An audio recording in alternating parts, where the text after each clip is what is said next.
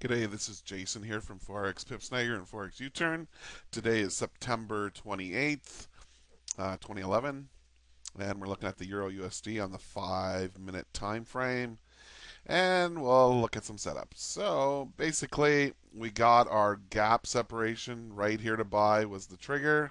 Again, a few bars before the 3 o'clock open, but in the filter it was black, so there was no trade signal there. And we did break through resistance if the filter would have lined up. Then we broke up rather quickly, kind of came back, but this was our only chance to buy a dip after the initial breakout. And then you could have bought a dip here and up in here and up in here. Okay, so you could have bought a few dips all the way up, and up she goes. And then when you turned around here, okay, this was the place to sell, but in the filter it was blue, so there was no trade. And pretty much in the US session, it didn't do nothing. By the time it gave a signal, it was already too late. The trading was over. Okay, let's look at the 1 minute now. We'll go to the 1 minute and we'll take our thing over to 9 o'clock and we'll go back to 9 o'clock. Okay, so here's 9 o'clock.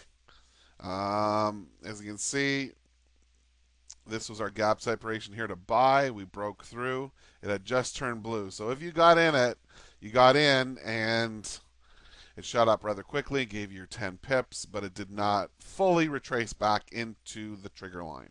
Okay. Then there was another trade right here, I believe, unless it's too close for comfort. No, it was 14 pips to the top.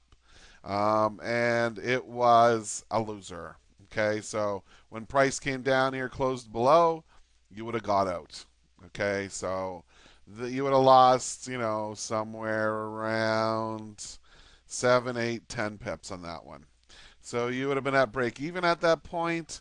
And then when we broke up once again, if you would have got in again somewhere up here, even though you'd be looking for the real ideal gap size, it never came back to it until up here. You could have got another 10, or if you would have held on to it, you could have got a whole bunch. But basically, we had a win and a loser, and this here was just, it wasn't really a trade because it didn't come back in here. So it would have been a break-even situation. Okay, so let's move on to the pound. Ooh, the pound's a mess. Very, very choppy up and down. Not good. Okay, so anyway, if you got in here and bought a dip, it right away went down and turned into a loser. Right here when it turned red, yeah, I guess there was a trade right here.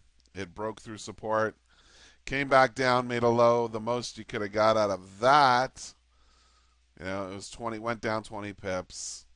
And then basically went the other way. You would have been a losing trade. And then it shot up real quick, and there was no trade in here, and there was no trades in here at all, because by the time you look at this crazy crap here, it's like no trading. And the filter tells you black, blue, black, don't trade. You like a like. You like a like. Okay. Learning how to talk again. Got my baby shoes on. Okay. When you have a constant blue diamonds in the bottom, it's what you're looking for, or constant red, then you know you got some kind of trend going on where you can get in on the dips. Okay, let's look at the Swiss. The Swiss, okay. Again, shot down too far, too fast. And no, this was not an entry to go short here. If it was you using it as an advanced method, and they just took it back up and they skinned you. Okay, and then there was this setup here. Let's see if from here to here is 18 pips. You could have done it. You're really looking for 25 pips from entry to support or resistance. But anyway, it went down around 40 pips and went the other way. But once it broke through here, okay, broke through this support here, you could easily sold a dip here and here, okay.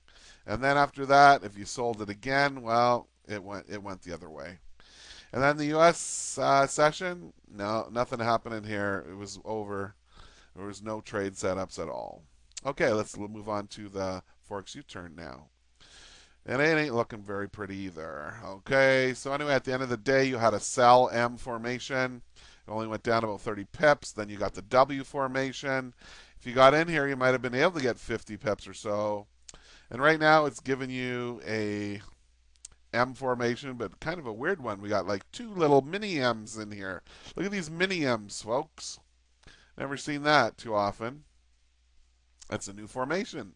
The two mini M's, like McDonald's gonna go get me a Big Mac and fry. All right.